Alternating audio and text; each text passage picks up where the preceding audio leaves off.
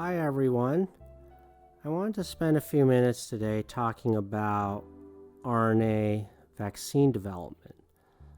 There's some exciting news today that Moderna, which is the leader in this space, published some results of their early clinical trials in the New England Journal of Medicine showing that antibodies were generated in the recipient patients of those early stage trials. I think that's very exciting news. Hopefully, further trials will validate that vaccine is actually effective. But I think for now, I just want to go a little bit into the science behind the Moderna approach to vaccine development, why what they've already shown is really exciting as a breakthrough, and maybe how that's actually even better news for vaccine development in the future. So what I have here is the coronavirus spike. Corona means crown. Crowns have spikes, and this is one spike of a coronavirus, and it goes in like this to a cell. And when the virus makes contact with a host cell, it binds, gains entry, commandeers that cell's machinery, delivers its genetic payload into the cell, and then uses the cell to replicate, uses the cell's machinery to replicate, and that's how infection spreads. So the idea normally for vaccine development would be to take live, dead virus, parts of a virus, inject it into a host. The host immune system sees that antigen and then eventually generates antibodies, and a host acquires immunity. The problem with traditional vaccine development is that takes time. You have to grow virus, you have to grow semi-live virus, you have to chop up parts of virus and see which of those bits work. It's a very laborious and time-consuming process, and time is not on our side. So Moderna, which is spelled MODE, RNA, the RNA part of it is their completely new approach to vaccine development, which is very exciting and interesting if it works. Instead of taking parts of the virus or chopping up virus and injecting into a host, they're going to take the genetic payload of the virus and use that to be expressed and introduced into the host. And the cells of our body basically become the factories to express some portion of coronavirus, which then gets presented to our immune system. And then our immune system will generate antibodies, and those antibodies will then help us acquire immunity. If this works, maybe they're able to completely shatter the time frame in which a vaccine can be developed, maybe within a year. These are things that often take years or decades. So it would be a remarkable breakthrough if RNA vaccine development can work. And it does work in non-humans. There's a variety of diseases in other animals in which this is no problem. And unfortunately, we haven't ever gotten it to work in humans.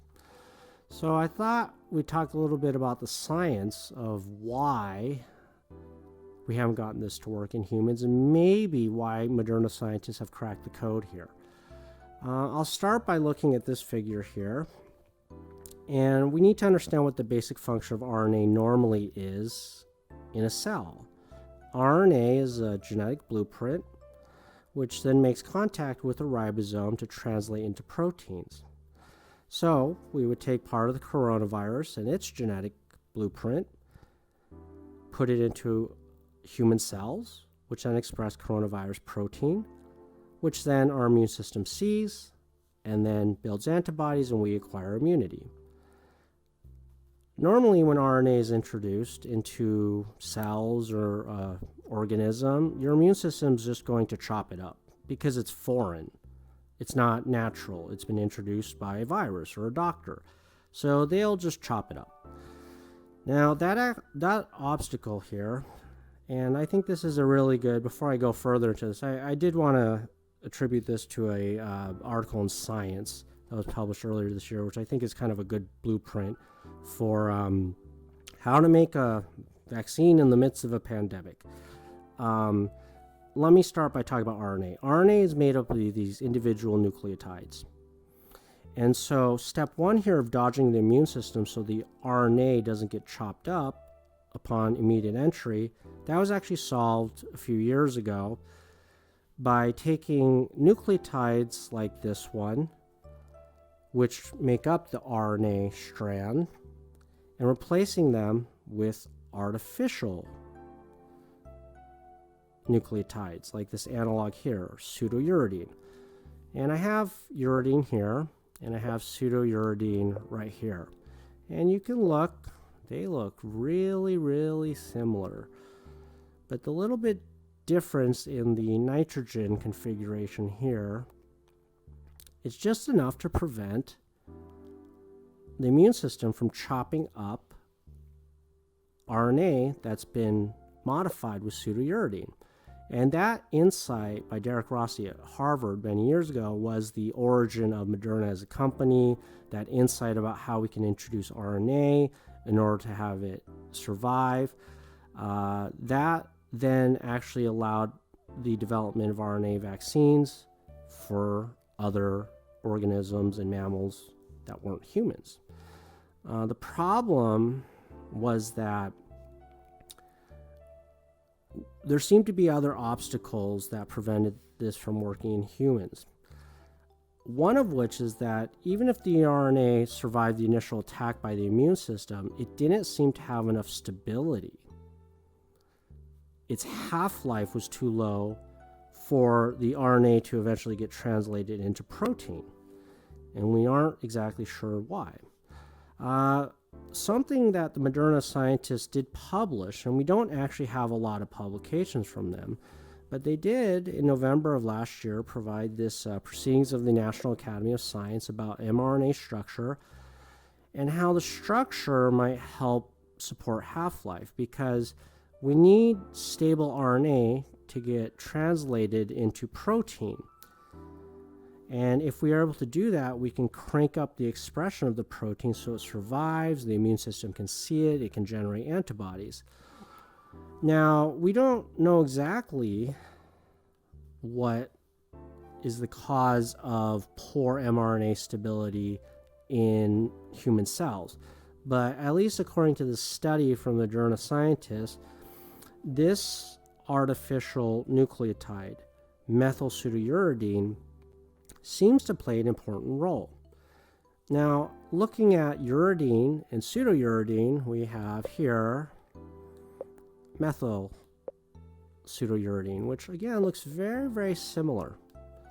Very similar. At a glance, they just almost look the same.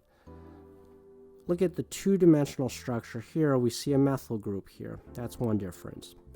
And you can actually see that methyl group right here. So we don't know for sure, but the presence of this methyl group might actually have a benefit for the processing here of RNA to protein. Normally, a chain of RNA like this is going to have multiple ribosomes working on it at the same time. And these ribosomes can actually get kind of close to each other, and that can cause ribosomal collision. And it's a little bit like a copy machine that's working too fast. And when a copy machine goes on the fritz and spitting out paper too fast, it gets bunched up, and you have a pile of something you just want to throw in the trash. So if these things get a little bit too close together, maybe by adding this nucleotide, methylpseudouridine, with this little spacer, you can create some distance between the ribosomes so that it doesn't get all bunched up and it doesn't become something you throw away. That might support the half-life and the stability of the RNA transcript, which then allows it to be translated to protein, and you can crank up the protein. So we don't know for sure if this is the only thing that needs to be done, but from this paper at least, it seems like an insight they had. So what's really exciting about this is maybe the Moderna scientists here have sort of cracked the code of how to use RNA as the antigen that you inject into a mammalian host, including humans, to generate an antigenic immune response in the production of antibodies. That includes using pseudouridine to help dodge the immune system to keep the RNA intact, increasing the half-life by using nucleotide analogs such as methyl pseudouridine to prevent ribosomal collision that allows the RNA nucleotide blueprint to then be translated to protein, and the presence of that coronavirus protein allows the immune cells to then see it, get familiar, make some antibodies, and kill it. So that's pretty exciting stuff. Now, we don't know if that's exactly what they're doing, but as far as what they've published, these seem to be some of the tricks they're deploying. What's really exciting about all this is that this coronavirus and its nucleotide sequence was just published in January. And probably within a matter of weeks or just a few months, Moderna took that genetic blueprint, the nucleotide sequence, and started making these types of adaptations in order to select an antigen for vaccine. I don't know exactly what they selected, but there's a good chance that maybe one of the regions of the spike protein, which has different regions, was these portions of the spike, which range from about 330 amino acids onto about 500 or so. That 200 amino acid sequence is the receptor binding domain, and it bears some similarity to SARS-2003 CoV-1, if you want to call it that. And this portion is what helps it poke into a cell and bind to ACE2 receptors. And by creating that as the antigen, antibodies can then bind to interfere and block that binding of a coronavirus spike to a cell. And that's how you can get immunity.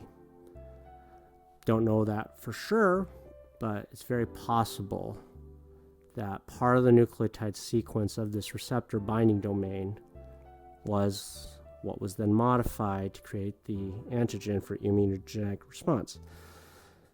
There are still obstacles that remain. This thing needs to work where it's needed, which is that it needs to be able to be expressed in the right cells. Antibodies that actually get generated that block that binding action, that needs to be effective in preventing the infection. They might work biochemically, but if the host doesn't gain immunity, then it's useless. But I think we need to give a lot of credit to the scientists who are taking this bold undertaking to try to create a complete new platform for vaccine development.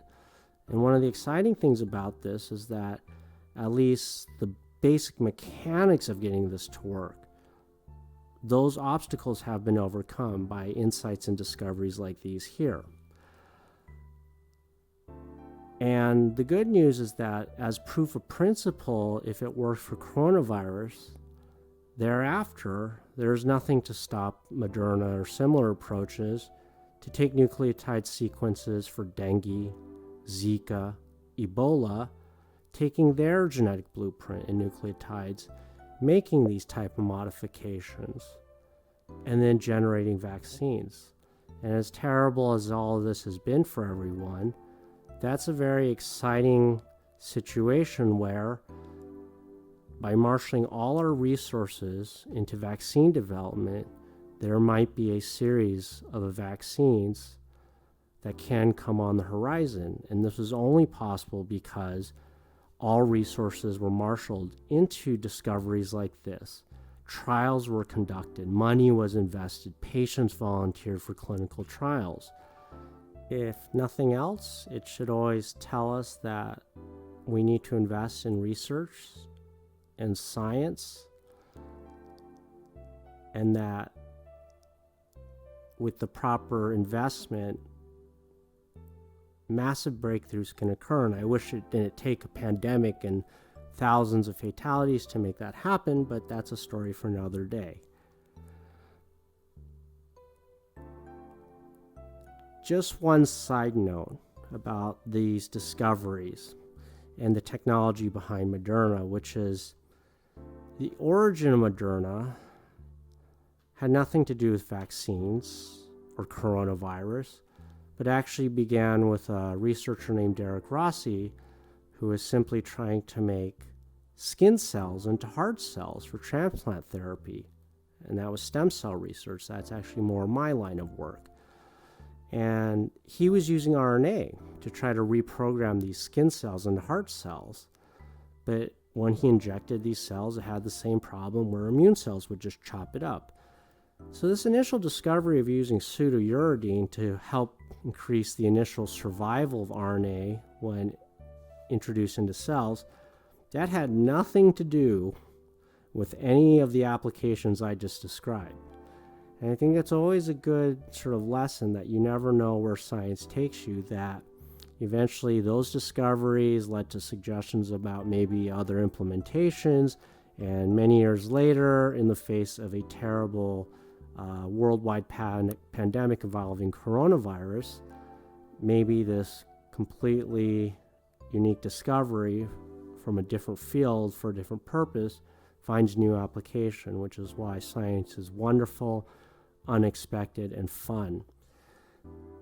So I hope you enjoyed a little bit of the hard science behind what these wonderful scientists are doing, and how maybe even with this terrible affliction around the globe, maybe something good can come out of it, including some lessons for public policymakers.